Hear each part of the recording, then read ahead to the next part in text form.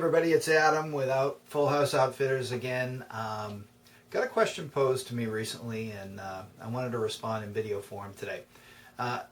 In light of Newtown's one-year anniversary and a smattering of other gun-free zone shootings and the powers that be saying they continually want more gun control, I was asked, which AR15 should I buy? This person had decided that that's the gun they wanted, and quite simply asking which one should I get. Now, we of the gun know that there are hundreds of variations on the theme, and they run everywhere from $650 to $3,000 depending upon what you want to spend. So the answer to the question is based entirely on the person who asked the question. In this case, it was a father and husband with a couple of little kids. I'm sure he overspent on Christmas already, and he's just interested in buying an AR. He's not an avid shooter, and the gun might see the light of day and head to the range twice per year, for instance. But this is an individual who can see the writing on the wall and would like to have a semi-auto centerfire battle carbine in his collection, just in case. Absolutely nothing wrong with that. So then I'm not going to select a high-end Knight's Armament LaRue tactical type gun for him. So what we're going to profile today is Smith and Wesson's M&P15. All right, now this is an outstanding entry-level gun for the price. I think I mentioned it already. The Smiths, if you judiciously search, you can probably find them for at maybe $635 to $655 area if you shop carefully. Now this is about the least expensive, well-equipped entry-level AR you're going to find out there.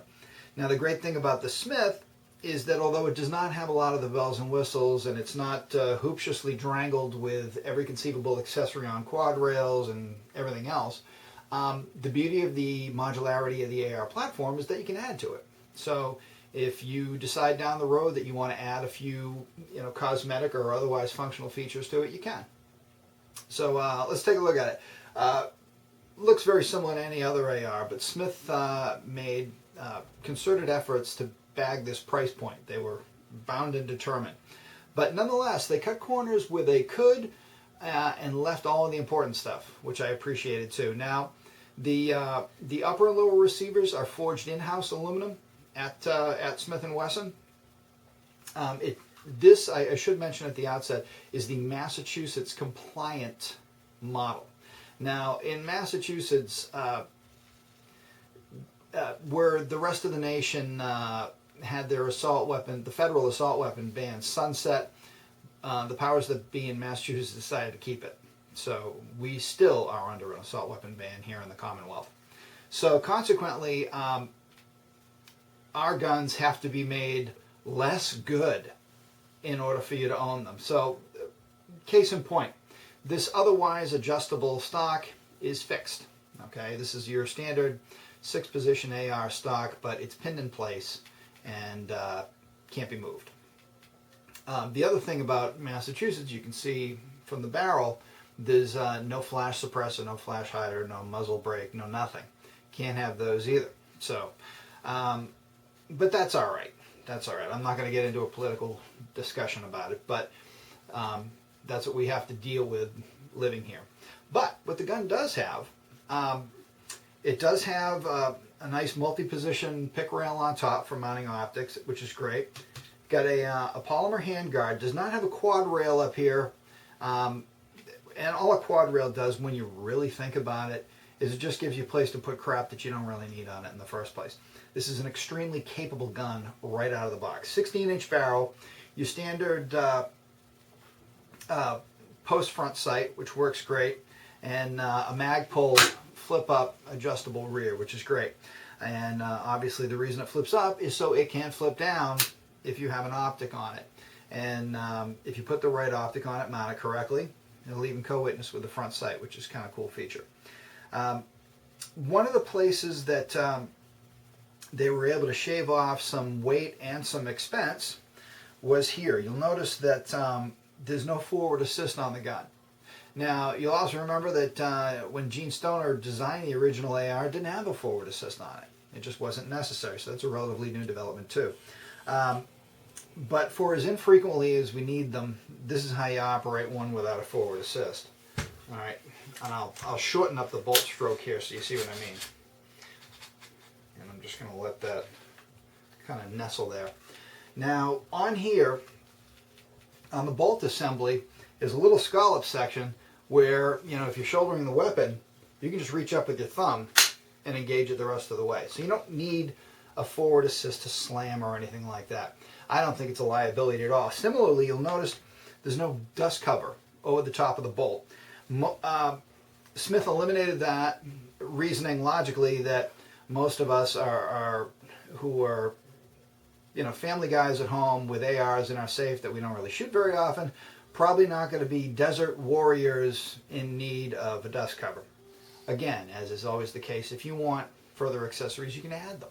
That's great. That's a great thing about the AR platform.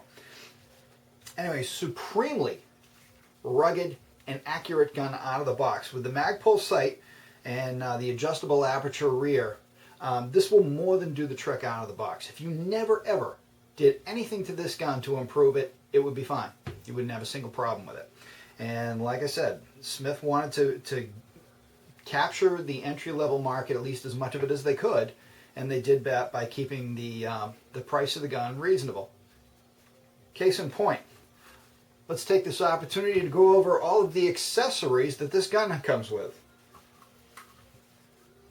That's it. One 10-round magazine. That's all you get here in the Commonwealth of Massachusetts anyway. So all you really wind up with in this particular instance is you have the gun, you have the 10-round magazine, and a lock for the receiver, just for safety reasons. And that is it. And once again, it keeps the price very manageable. So if somebody, you know, is of the opinion that they want to have an AR and it's probably going to stay in the safe, this is the gun to get. The other potential buyer for something like this is someone who looks and says, well, you know what, I don't want to drop, you know, $1,400 or $1,500 on, you know, a mid-level AR, but for that price, I can buy two of these. So there's some logic there as well. But anyway, fantastic gun. If after Christmas and we're all out of money and you're still looking for an AR for the new year, that's one of your resolutions is to have a battle carbine in the safe, then I strongly recommend that you give the Smith and Wesson MP15 a fair shake. I think you really like it. And as mentioned in other jurisdictions, you're going to get the 6-position stock and you're going to get a flash suppressor up front. That's the way they're shipped. Magpul adjustable rear sight, you know, still in forged aluminum upper and lower receivers. A lot of quality of this gun for not so much money. So anyway, that said, give it some thought. It's a great gun. Merry Christmas to all of you, and I'll see you at the range.